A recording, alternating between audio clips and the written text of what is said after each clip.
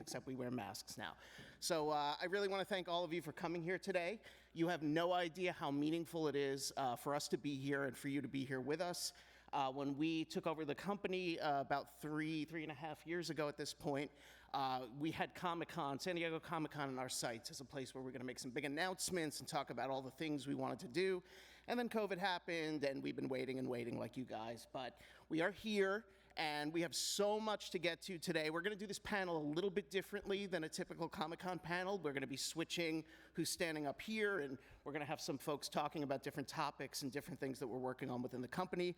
But I think you're going to find this all very interesting. We can't wait to hear what you think.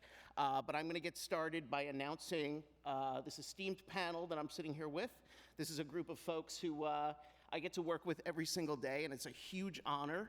It's worth mentioning that this is our 45th anniversary this year of heavy metal. Believe it or not. I know that probably makes most of you feel very old. It certainly does for me.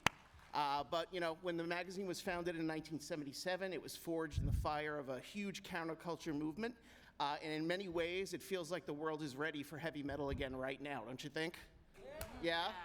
Cool. All right, so let me introduce these guests here first. Directly to my left, we have Matthew Medney, the CEO of Heavy Metal, writer of many of our projects, including Darkwing and Beyond Kuiper. Hello, everyone. What's up? Hey, listen. And then next to him, we have Tommy Coriale, president and head of studio for Heavy Metal. And beyond him, we have Blake Northcott, amazing writer of Arena Mode, and many other projects coming from Heavy Metal.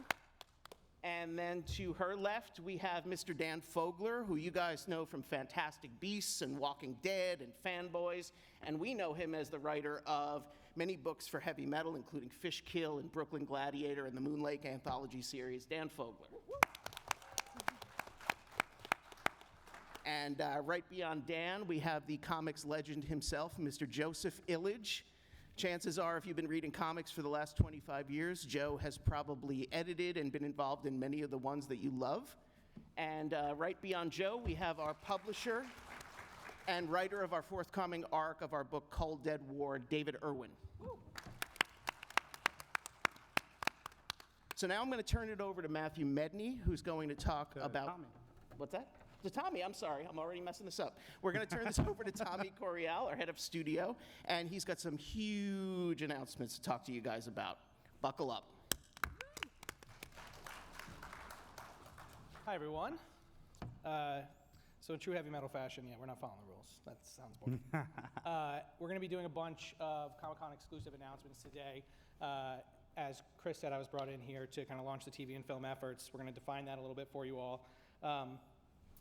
Just as heavy metal changed the world, Heavy Metal Magazine changed the world's view of comic books and art, the way the 1981 animated film changed animation literally forever, Heavy Metal Studios is going to take the reins on live action content, and we are going to push the boundaries further than the current stagnation of it and on to new heights. So, as I like to say, things will never be the same again. With that, a Heavy Metal exclusive, ladies and gentlemen, this is the Heavy Metal Studios development slate. Yay. Tommy. Gotta press it twice. I was steeped in heavy metal. I'm also very influenced by Heavy Metal Magazine. Heavy metal, it inspires you throughout your creative life. Heavy Metal Magazine was a revelation for me. I used to read Heavy Metal Magazine, and I think you could draw a direct line through the Matrix to what's going on today.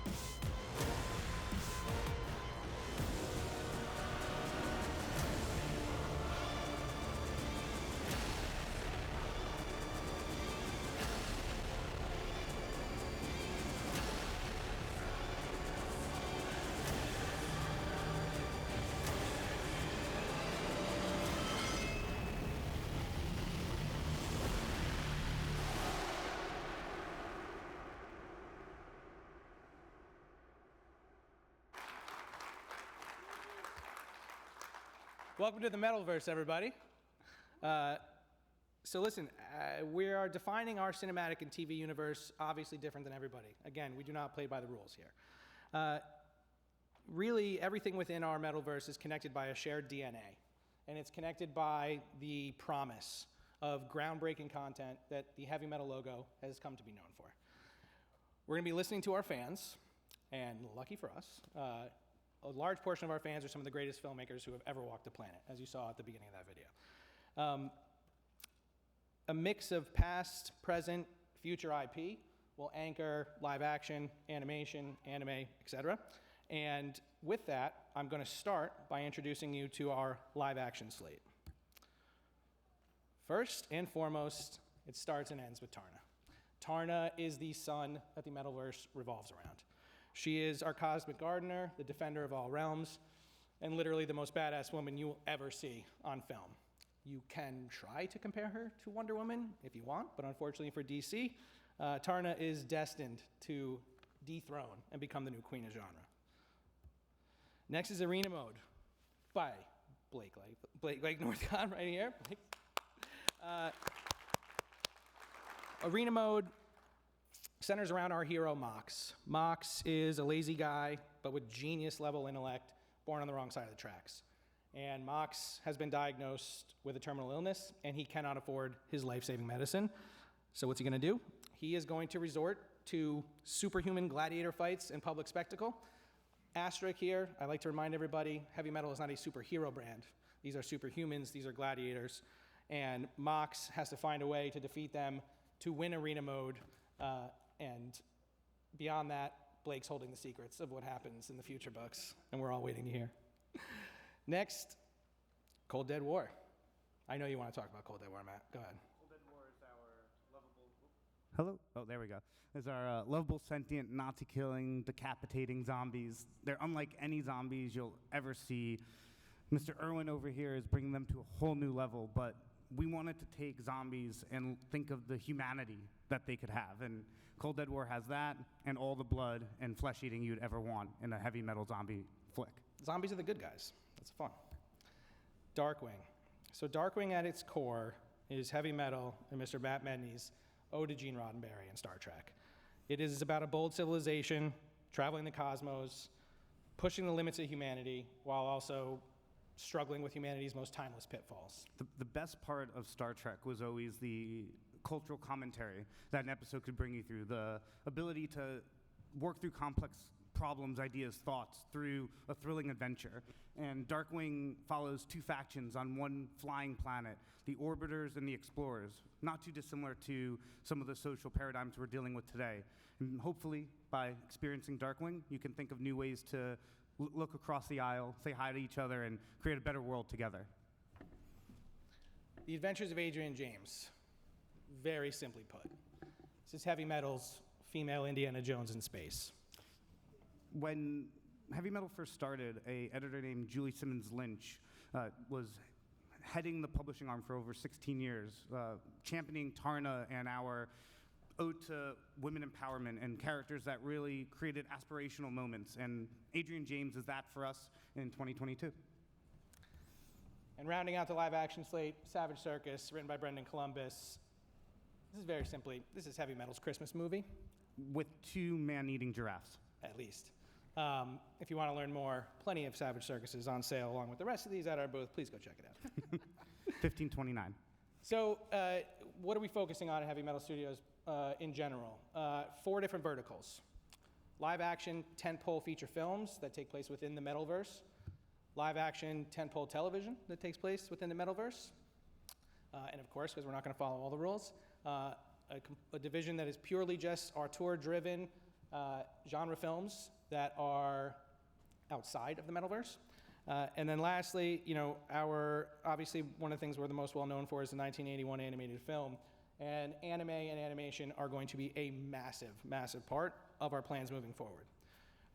I'm only going to tell you about one animated project because it's the one that we are the most excited about. And again, we now have another Comic-Con exclusive that we can share. I'm not going to tell you about it because the creator, the star, and the writer, Mr. Dan Fogler, is going to tell you about it right over there. But first, I am going to give you a sneak peek at Moon Lake, the animated series. So Mr. Fogler and Heavy Metal have partnered up with Bardell Animation. Bardell is an Emmy award-winning studio with over 30 years of experience. They have a few shows that you might have heard of, The Dragon Prince or Rick and Morty. And also, Dan brought in his friend, a man I've known for a while as well, Mr. Dan Powell. Dan Powell is a Emmy and Peabody-winning co-creator and EP of Inside Amy Schumer, and was the showrunner and EP of the animated series Ugly Americans. And now, without further ado, ladies and gentlemen, Comic-Con sneak peek, first look at Dan Fogler's Moon Lake.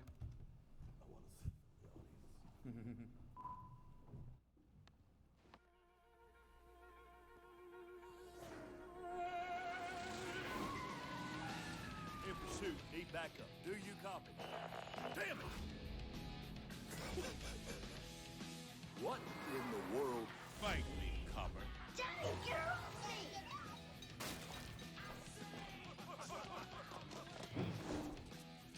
Oh! Pull over. Good boy. Ice cream. You scream! And stuck the landing. Ooh. Nailed it.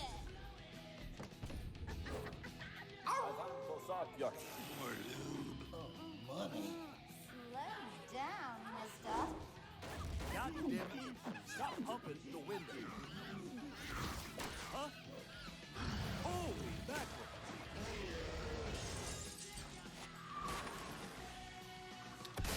This place ain't right. Get back here, bastard. Your face is dinner. You messed with the wrong idiot. Oh, you son of a bitch. What are you smiling at, numbnuts? Oh my God.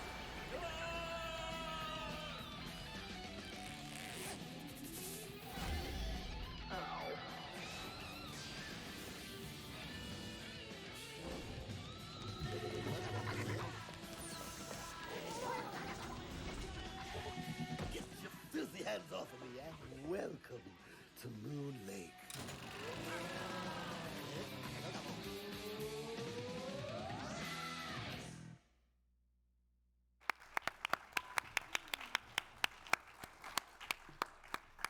Dan, if you could give us a few words, and I just want to tell everybody that entire trailer is out of the brain of Dan Fogler. It came to us out of the brain of Dan Fogler. Fucking incredible. It's so awesome to watch it up on the screen. Sorry. So jazzed up. Yeah. Oh, you want me to go up there? Wherever you're comfortable, man. I can be right here. Yeah, what'd you guys think of that? You dig it? Yeah, this is Moon Lake. I did that with Archaea, my graphic novel, when I first made it, and it was always an homage to heavy metal. And I was signing, man, it must have been like 10 years ago, and I came to the heavy metal booth and I gave them the first copy of Moon Lake, and I said, guys, this is an homage to you. This is an homage to heavy metal, the movie. And you guys just influenced me so much that, you know, I wanted to create my own kind of anti-anthology series, and they were like, we like you, Dan Fogler. And they let me basically squat there at their booth when I didn't have anything to sell, and now here I am. I got 3 comic books with them: Brooklyn Gladiator, Fishkill, and Moon Lake. And Moon Lake, did you see the cast for this thing? Keith David. Okay, just working with him is a dream come true. Phil Lamar, Samurai Jack, man, I can't believe it. And I'm working with all my friends like Kari Payton, who's also amazing, Cyborg, you know, and Allison Sudol, who was with me in Fantastic Beasts, and Juno Temple, who I work with. So basically, everyone in the cast is a friend, or someone that I grew up watching and was just like, oh my God, I'm just like mesmerized by this talent. Moon Lake itself is an homage to everything I stayed up late past my bedtime to read, like Heavy Metal the movie, which I watched 1,000,000 times on cable growing up. I was just on all the time, and I loved it. And the voice cast, the SC, TV voice cast, and John Candy, that was just chocolate and peanut butter on the screen right there, man. It was just delicious. And so when I watched the movie, I was like, this is brilliant. They have the Lochnar, which is the narrator, and he's also an object that weaves his way through the stories, and he's also the frickin' bad guy, I was like, that's genius. And I thought, I want to do my own version of that, and so my Lochnar is the man in the moon, who is this basically like Hitchcock on acid, it's like Hitchcock Presents, and he has been abducted and forced to tell these stories to the gray aliens who live inside the moon. He's forced to regale them with these stories of the most haunted place on Earth, which is Moon Lake.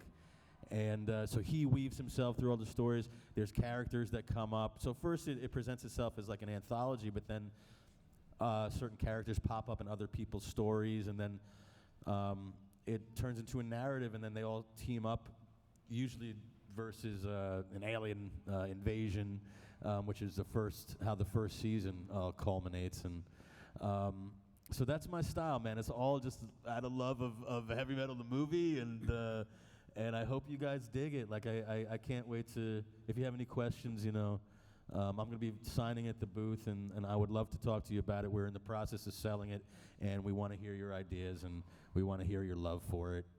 So thank you. Thanks for being here. This group of people are seeing this before the people that we're actually even trying to sell it to. That's how much we love our fans. Thank you. I appreciate that.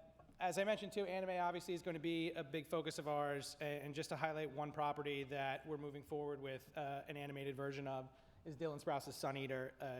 Dylan brought this to us a few years back. It's a deeply personal tale that Dylan has spoken about much in the press.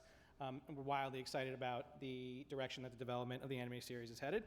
And then one other last announcement, another Comic-Con exclusive, Heavy Metal and Mr. John Carpenter are partnering up on what we're referring to as a top secret project, but I'm going to talk too much about it anyway.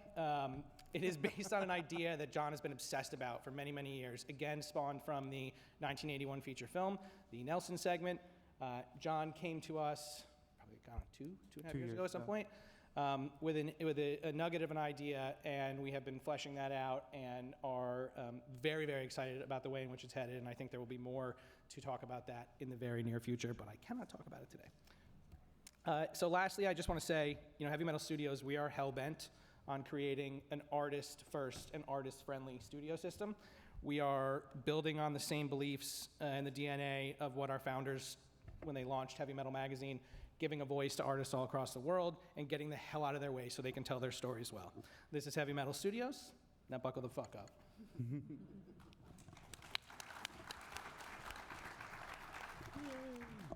What do you think? So far, so good, right? Heavy Metal's jumping off the page. It's exciting. But we're still very committed to the page. So all these properties that we talked about today, the source material is down in our booth, 1529. Pop by, say hi to us, talk to us. Tell us what you think. We can handle it. If you have constructive criticism, believe me, we've heard it all. But I've got some thoughts. So, you work with people every single day, right? And we're working on all these exciting projects, and it's a blast. But you don't take a minute to stop and ask the personal questions. We are, right in the heart of all these page-to-screen adaptations. I'm just curious what my fellow colleagues here think are some of the best page-to-screen adaptations in this wild world. That's a tough one. Let's go with you. You look like you got an answer ready. You usually do about everything. I mean, currently I'm pretty hyped on Umbrella Academy. First, Gerard Way is the epitome of heavy metal. Rock star turned comic book writer. Yeah. I'm loving everything that they're doing with Umbrella Academy, and it's pretty, I would say it's pretty faithful to the source material where it matters, and expands on it for the screen, and I think it's great. I'm excited for the next season. If anyone's watched the last season, the cliffhanger's a sucker, so you're now really excited for the next one. That show amazes me because that's one of those ones that feels like it's 4-quadrant, like everyone is taken care of. Totally. The Umbrella Academy. Yeah, it's Pretty fascinating. amazing. What about you? First of all, don't get into a conversation about the science of time travel with Matt. Because Seriously, I talked we need about 4 that about Umbrella panels to Academy just the get other through day, it. and I fell asleep on the call. Just kidding. I'm kidding. Matt's my favorite nerd. My nerddom will shine through Harry Potter. I'm just gonna say Harry Potter, and I'll leave it. No shame in it. Yeah, it is. It is. Yeah, it's the best. How about you, Blake? I would have to go with probably Jurassic Park. Ooh, I really like that's that a good one. book. That's a good one. That's and a there's good one. so much that they condensed into the book and then got across in the film, just, really simply explained so everyone understood it. And, the special effects were incredible. Yeah, the first time that they see the dinosaurs is like 15 pages in the book. Yeah. And it's like 10 seconds in the movie, perfectly done. Well, yeah, totally. Mr. Fogler, by the way, has anybody seen The Offer on Paramount Plus? Yes. How fucking good is Dan Fogler as Coppola? Come on. AKA Francis Ford Coppola in the house. I told Dan several times I want to see a spin-off of that show of just Coppola and Puzo hanging out. I want like 10 episodes and 10 seasons of that. Dan, what do you think? Best page-to-screen adaptation? Has anyone seen The Offer? Yes. Yeah, we got a couple of people. Some people. The guy over there. Downloading it That now. you did. Thank you, sir. Yeah. What By the way, The Offer is an excited acceptable about- answer. I'm excited about. I don't know what the hell the question was. I'm excited about. Your favorite page-to-screen adaptation, like book to movie, TV Book to show. movie. Yeah. I mean, I probably should say something Harry Potter related, but here, I'm excited to see what you guys do with. Are you planning live action Tarna? Oh, yeah. Oh my God. Yes, we are. I mean, like. And I'll tell you who we're talking to about it later. Later? Oh, okay. I'm excited for that. Oh my gosh. That looked really cool. And Tarna was like my favorite out of the movie. Like if you guys can bring that to life, that would be a lot of fun. People's dreams come true. That's awesome. Mr. Illidge. Wow. Well, I think I'm going to be a little biased. I'm going to go back to early in my career in comics. I worked in the editorial office of a guy known as the Batman, and I really loved the Matt Reeves film. Ooh. And how they handled the whole mythology, right? It wasn't even about the Batman. It was Gotham was alive. It was the Waynes and the Arkhams. It was really thought out.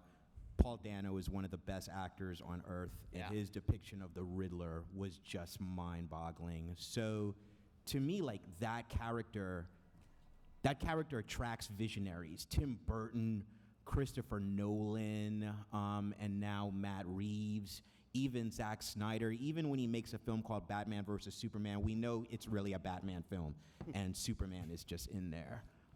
So that character, I think, no matter what happens, he's brought across with a true level of respect that he's earned. Joe, do you think it's the Matt Reeves specifically, like the noir one-for-one adaptation? Of the present one now? Yeah. Well, I mean, listen, rest in peace to Tim Sale. But Batman, The Long Halloween is such a seminal story that you could honestly stretch it across almost the entire cinematic history of Batman. No seminal director will not mention that book. So when you talk about page to screen, that's just one that keeps coming back again and again. And so when we talk about what we want to do with heavy metal, and you talk about Tarna, those are the stories that we have to make with that character that 10 years from now, 20 years from now, you're going to come back and those stories will hold equally. Amen. What say you, Mr. Chief Creative Overlord? This man high standards here. I can't wait to hear this answer. Well, actually, I took the question two different ways. One is the translating, say, sequential storytelling into comics. I think the one movie that probably had the least amount of loss of translation would be Sin City. Yeah. Yeah. Yeah. Without a doubt. Then, if it's words to page, pages of words to a movie and the need to translate it into a cinematic experience, that would be Do Androids Dream of Electric Sheep, which became Blade Runner. Yeah. Because that took enormous amount of vision, of being able to take one vision, that's the words, and bring it to the screen, that Ridley Scott did. Yeah. And so, this is what's so interesting about the business that we're in, is being able to take these different visions, and we use it in our format, and of course now with Heavy Metal Studios, then we're going to take it to another level. So we're very excited about what we've been doing. And I'm going to add a bonus one, is the original Lord of the Rings movies. Those adaptations were pretty incredible, and very excited for the new TV show coming in September. That looks great. But before we move on, what's your favorite screen page adaptation? You know what? I'm the resident horror nerd at Heavy Metal. That's fair, right? That's totally fair. That's fair. So William Peter Blatty, who wrote The Exorcist, years after that book, wrote a book called Legion that took place in the Exorcist universe, but it was a different genre. It was more of like a detective story with horror elements. And great book. And they filmed that movie. They made it as The Exorcist 3. And because it wasn't a real Exorcist movie, it flopped, everyone hated it, and now it's come around 30 years later to be something of a cult classic. It is a super killer, awesome movie on its own if you ever get the chance to see it. It is scary, it is funny, it is weird, and it is a distinctly unique movie that kind of stands on the border of two different genres. George C. Scott, Brad Dourif, brilliant movie. Yeah, it's a good one. Yeah. So as I said, we're super committed. Despite all this film talk, we're still super committed to the publishing side of our business. We are not going out of print. Don't let any of that fool you. We are very committed to that model, but we are also firmly planting our feet in the digital world as well.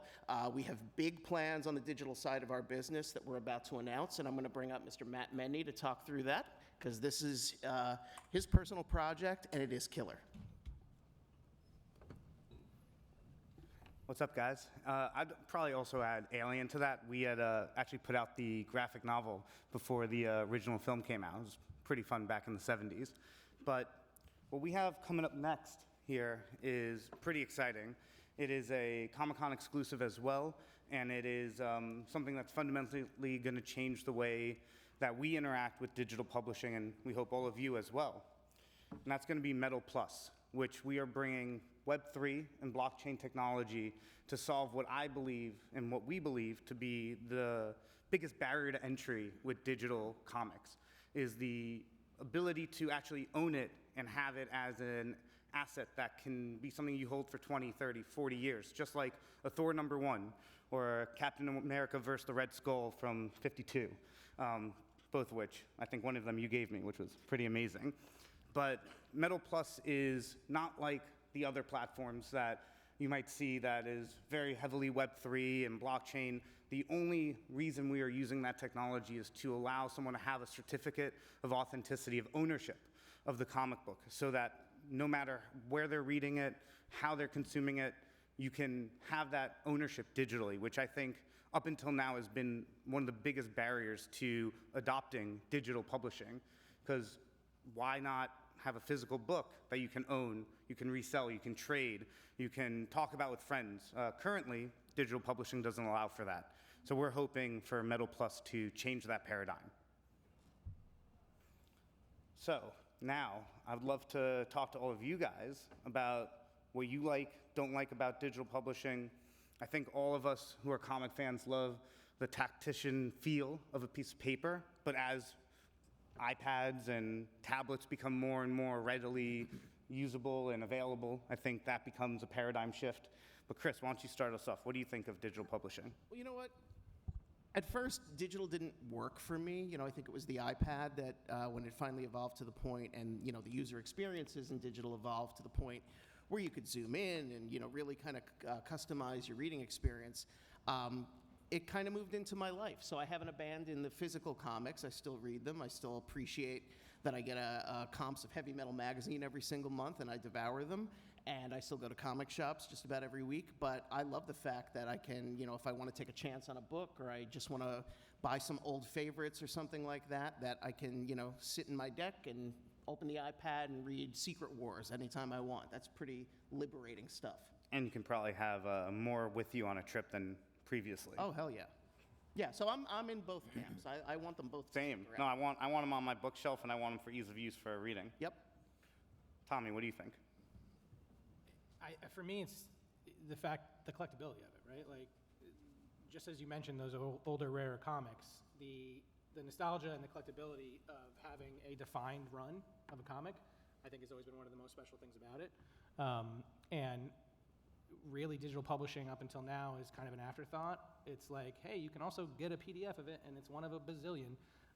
And I think that the approach that you've envisioned and that we're going to roll out for Metal Plus, allowing there to be well-defined runs, rarity of covers, et cetera, so that 10, 20, 30 years down the road, like our kids, when they're going to be consuming all of their products digitally, for the most part, will actually have the ability to say, like, yeah, man, So I've got a Tarna 1, dude. Like, The future is now, but also in the future. exactly. Yes. Thank you. Blake, what do you think? I feel like the same way as Tommy, but also I think having kids right now, like my kids are 12 and 15, and I see them gravitating towards everything digitally. That's how they consume information, and I really feel it's the way of the future. And I feel like I love the portability of it. When I'm traveling, I can take, a Kindle or an iPad or whatever and have a whole bunch of stuff that's in one place. You don't have to worry about anything getting ruined. But I do love the nostalgic, feeling of holding a publication, which will never go away. Yeah, I don't think for our generation that's ever gonna change. It'd be cool if you could print your digital comic down the road. Spoiler alert. Spoiler alert. He was leading me on there. That will be a feature we're gonna offer soon. Dan, what do you think? Fogler. You guys remember the movie Big? Remember what Tom Hanks was trying to make in that movie? He was trying to make a Kindle with comic books, right? Yep. Yeah. I always think about that. Because at the time I was like, that's crazy. But now we have it, And I think it's beautiful. I got 2 little girls. They're learning to read, and that's the way they're doing it now. Everything's swiping. But I always my kids always have a reference of my collection and how precious it is to me. And there's tangible. I feel like paper is like priceless. That, and the feeling and just having that in your hand that's. I feel like that will always exist. Hopefully.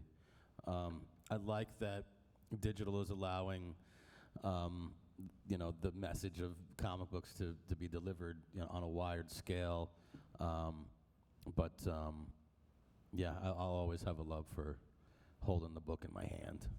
There's nothing better than holding. I mean, we both know with Moon Lake Stable, holding the book when you're done with it is very different than holding an iPad. Yeah. It's pretty amazing. Joe, what do you think? You've been in this for a few different. You've been doing comics since before digital was a thing. So, Yep. What is that like? Yeah, I mean, I remember there was a Batman graphic novel, I think by an illustrator, a digital artist named Pepe Moreno, called Digital Justice. Yes. And it was like an attempt to use the analog medium to kind of bring out this future aesthetic. And, what we're seeing, we're going through a time where in the last few years, we've had a pandemic that basically made digital comics the only way we were getting our stories every Wednesday. We're now dealing with a global supply chain around the world, which is affecting the availability of paper. So it behooves us as storytellers to provide digital publishing. And to me, as much as I love my bookshelf and all the issues of heavy metal, how amazing would it be to have 318 issues of heavy metal on one device that you could just take with you anywhere and binge for 6 months? Yeah, that sounds amazing. But then also to have them on your bookshelf so you can enjoy them when you're home. Well, yeah, but listen, if you're traveling like across the country, do you want to lug 300 copies? No, but it's like Heavy Metal? instead of buying two, one to read and one to save, you buy one to save and digital to read. Yeah, and there's another thing that happens too, which is digital gets people to buy physical books. Like I know people who are like, wow, I really want that on my coffee table because I've experienced it this way. And going to what Kris said about how the iPad was the turning point, for me it was when I read Civil War #1 by Mark Millar and Steve Niven on an iPad. Holy Grail. And like the original Civil War #1, I'm not taking that out of my box, but seeing those beautiful colors on that screen, it was like, oh, there is more than one way to deliver artwork, and there's more than one way to appreciate it. Totally. David, you've been doing this probably a little bit longer than Joseph and have seen the licensing and everything. What's your thoughts? I already amassed quite a collection for my my virtual metaverse. You know, so I'm just trying to build up my digital shelves right now. So for more of these digital books. And I want it to be like Matrix, you know, when all the weapons come out of the shelves. Yeah, that's my collection. Digital bookshelves. I love it. What's up? So, we just talked a little bit about digital publishing and digital vehicles to be able to get that publishing, but I think, we should probably talk about Heavy Metal's publishing as well.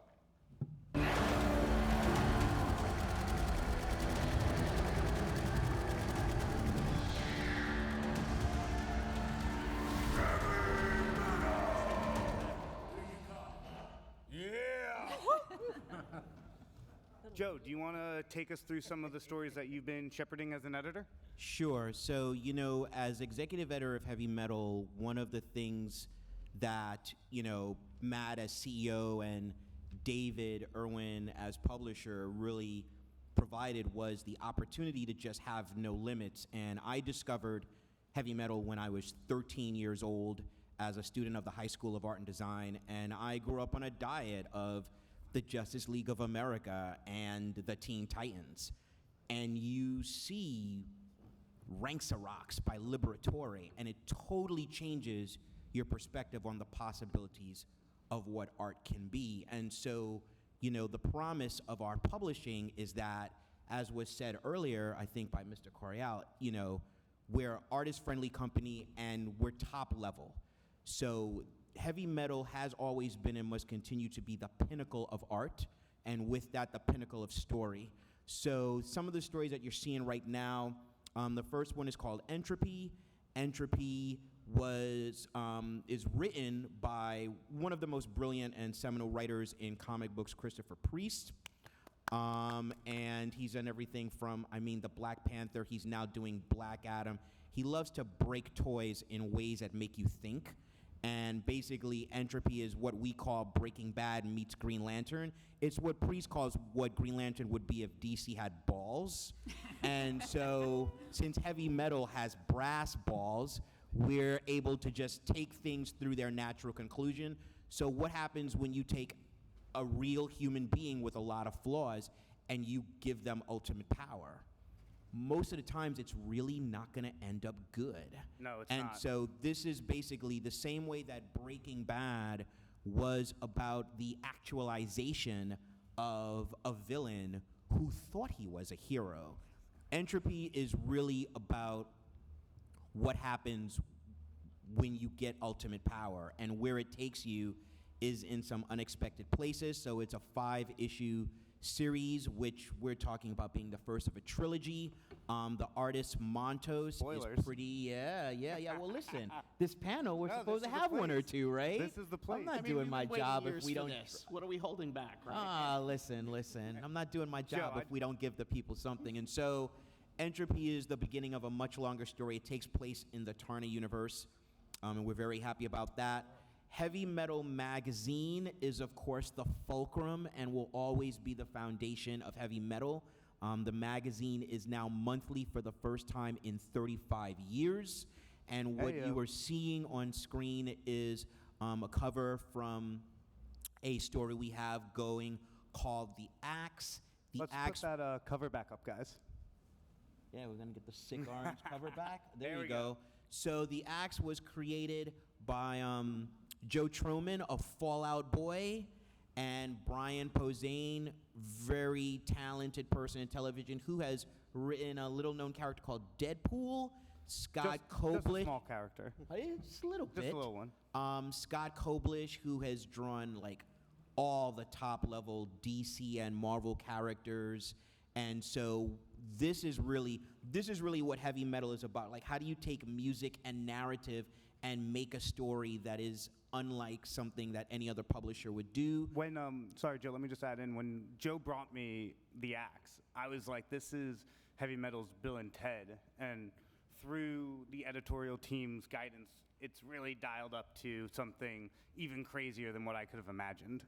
Yep, definitely. And I think, that's part of what we do. We like to even push our own expectations. Every next project has to excite us. If it's not going to excite us, how is it going to excite you? You see so many stories out there, so it's like, okay, how are we going to stay at the top? The third image you're seeing is for a property called Wire Monkeys, which is really kind of like trippy cyberpunk and written, colored, drawn, lettered by Dan Schafer, who's really amazing. And it's basically what happens when two women who really don't like each other but have to work together die and come back and die and come back. And so just dealing with life and death as more than abstracts is really at the core of that story. What you're seeing here now is two new features we have coming this year. One is called Ram God. So just the same way that Matt called The Axe our Bill and Ted, I'm going to call Ram God our Fast and the Furious. Nice. Right? In terms of just like taking kinetic energy and really making commentary on where our society is going. And where our society is going sucks. So you see like how everyone in here is wearing masks. In the future, everyone is wearing masks because it's just going to get a lot worse. Wealth separation is going to become more drastic. And at the core of it, there's one form of entertainment, only one form of entertainment that can still interest humanity, and it's Ram God.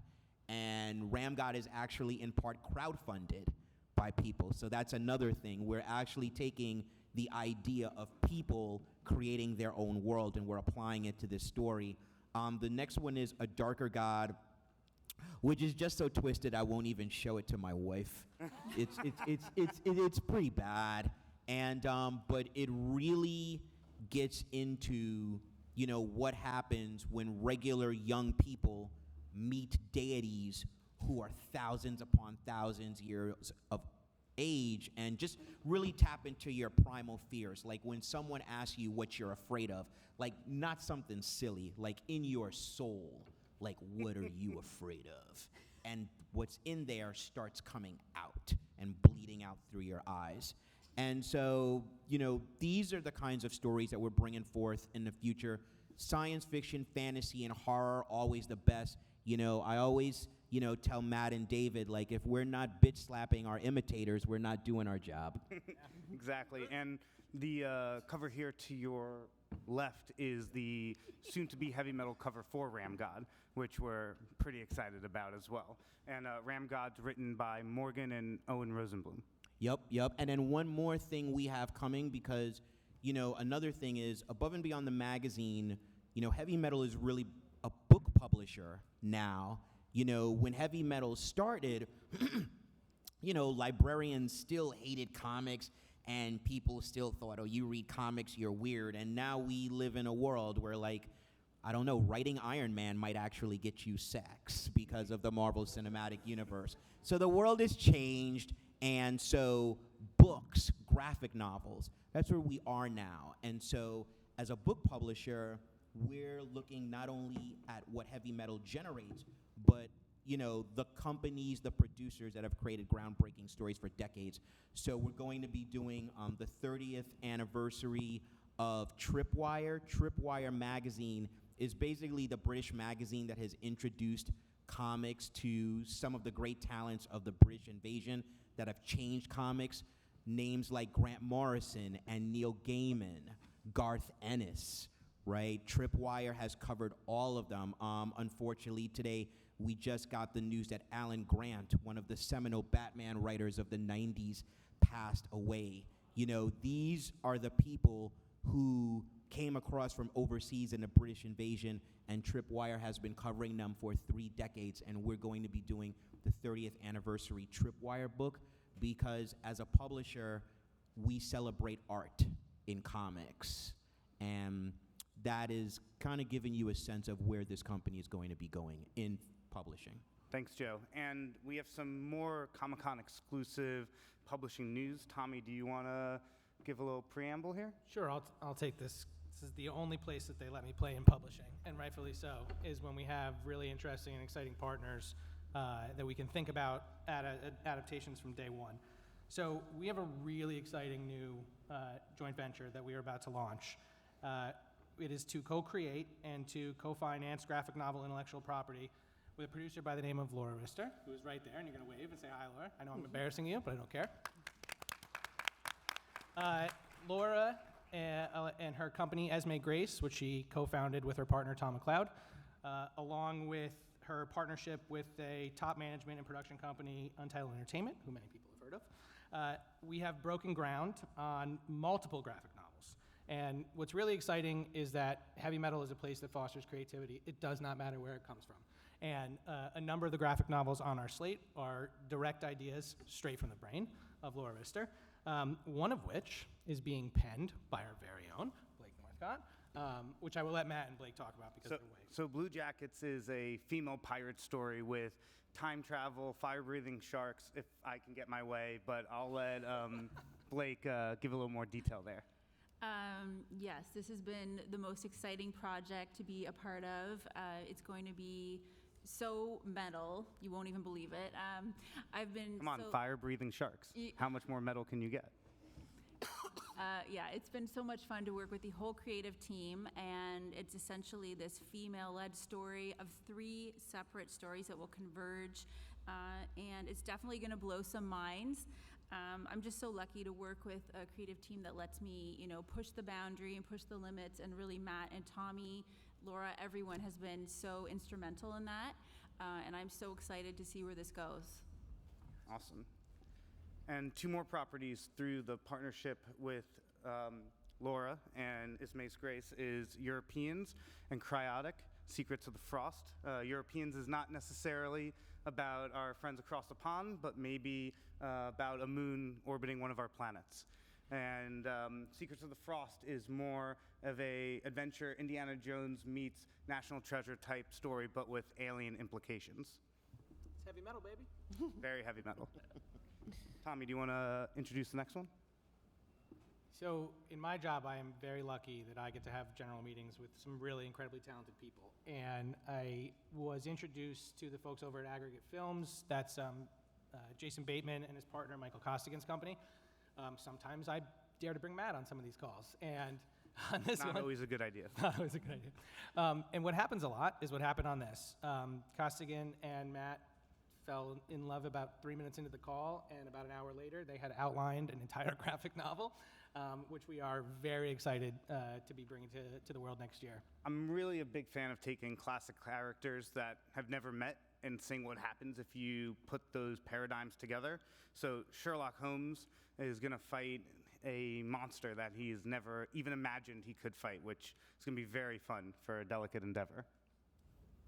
So I guess we're, got about 8 minutes left here. I'd love to see if anybody has any final thoughts. Kris, our fearless moderator here, I've taken over for the last 20 minutes. I appreciate it. But what are your thoughts here as we leave? Well, you know what?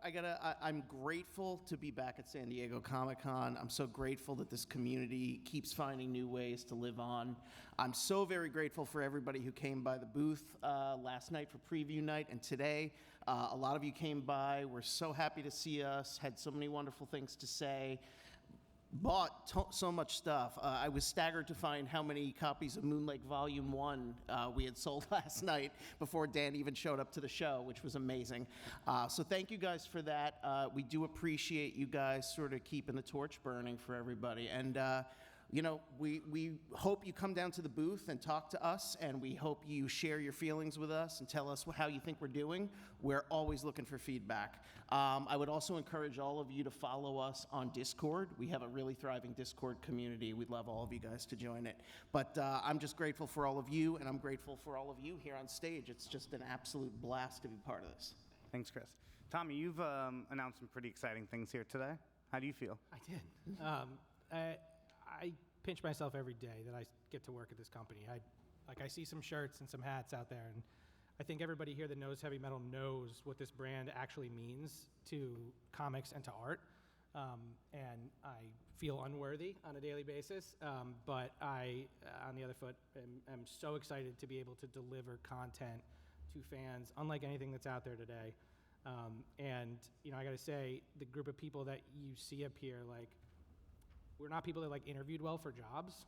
We willed our way into this company because we truly believe that it is the greatest illustrated magazine of all time and needs to have a broader audience. And we're really excited to try and accomplish that with you all. Amen. And don't worry, Stormbreaker doesn't feel worthy either. Blake, what do you think? I just feel so lucky to be able to work with such a creative group. I really feel now more than ever having a space like heavy metal is really important for creators. And I feel lucky to be one of them. And like you guys said, I mean, everyone here encourages each other. It's a really supportive environment where you're encouraged to, you know, move beyond maybe other boundaries that you had with other publishers. They don't exist here. And I'm just really excited about all the projects coming forward. Yeah. Dan, we were able to show Moon Lake today. Yes, I was. How do you feel? That was really cool to see it on the big screen there. That was I'm really amped to sell this thing, and yeah, if come up to the table, let me know what you think about it. And I have five. I brought five books here because I thought we were going to have questions when I usually give. Yeah, we're going to do questions right after this. Oh, we are? Yeah. Do we have time for questions? Yeah, we'll do a couple of questions right when we're done speaking. Well, if anyone asks me a question, they'll get a book. Joe, David? Yeah. What I'll say is that, Matt and I, 2.5 years ago, when we took the helm of heavy metal, it was our objective to bring it back to its glory days, and we always looked at it as being the leader in science fiction, fantasy, and horror. And they were always the groundbreakers. And they became a platform that wasn't just domestic artists, but was international. So that's why we intentionally and continue to look for new voices that we can share with everyone in our genre. So that's what you can continue to expect from heavy metal. Amen. Joe? Just quickly, thank you all for coming. It's great to be here with you in the first San Diego Comic-Con of the last 3 years. And if you want the experience to continue, at 7 o'clock in room 32AB, we're going to have a panel, Heavy Metal Genre versus Superheroes. And if you think we were pretty candid here, we're going to really dig into it there. And we're going to have Blake and Dan Fogler there, and an artist named Tahani Farr. And for me, the thrill of today, in addition to seeing all of you, is getting to sit next to Dan Fogler, because he's pretty sexy. So, guys, thank you so much for being here. You're welcome. And any questions before we go?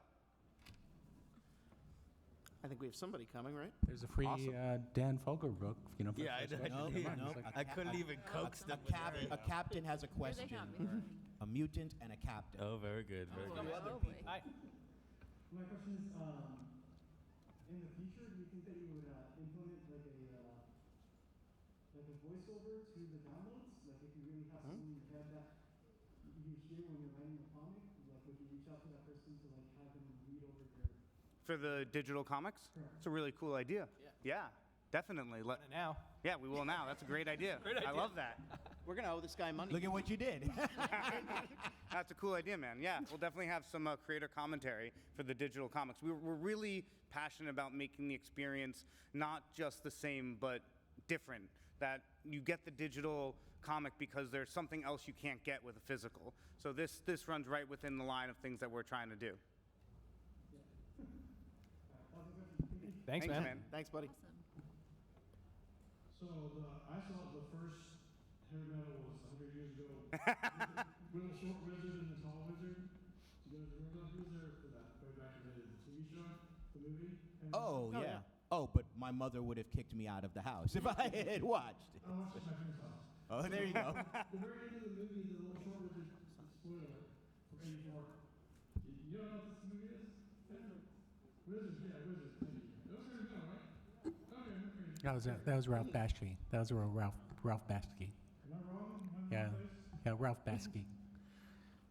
Ralph Bakshi, who was an animation god, is an animation god, made wizards. Yeah. This is an interesting point, though. If you look across entertainment since 1981, the amount of content that has been inspired by heavy metal is staggering. I have a slideshow that I do in some of my silly meetings where we show actually comps side by side of the amount of content that has directly ripped off or just feels heavy metal because of the inspiration that it was. And this does happen literally all the time. Like, oh, you guys must have been the ones that did that. It's like, nope, they just ripped us off. And a lot of these directors, by the way. But we love them anyway. A lot of them will tell you that to your face. Great. James Gunn will be the first one to admit that, heavy metal, that he's ripping it off constantly. And we welcome it, by the way, because he's so good at it. I'm being told we have to wrap up, but let's ask one more question. This question's for Dan. Yeah. There we go. There's a book. You may have said this before, but when did you first get the idea for Moon Lake? When did I first get the idea for Moon Lake? Well, when I saw Heavy Metal the movie, I was like, they should really. I hope that they eventually make a TV show out of it, because I feel like you can do that pretty easily. Like just. And I would love to see it in the same style. And I thought, well, if I was ever to make a graphic novel, I would do my homage to that. The man in the moon is the Lochnar. Essentially, he weaves himself through all the stories, and but the original idea was I was about to play Hitchcock. I was supposed to play Hitchcock in a movie called The Number 13, and that movie never got made. And I thought in preparation for that I should shoot my own homage to Psycho, and I made a movie called Hysterical Psycho. In that movie takes place at Moon Lake, and there's an animation. You see the man in the moon, and so when I made that movie, I thought, man, why don't I tell a bunch of stories that happen at Moon Lake? I love it. And here we are. Well. Yeah. Thank you so much. Here you much. go. This is for you. Oh my gosh. I'm going to. Hey guys, we're gonna hang out in the lobby if you guys have more questions for us. So come to the table and I'll sign up for you. Thank you so much, everyone. We'll be outside. Thanks, have a great day. Thank you, guys.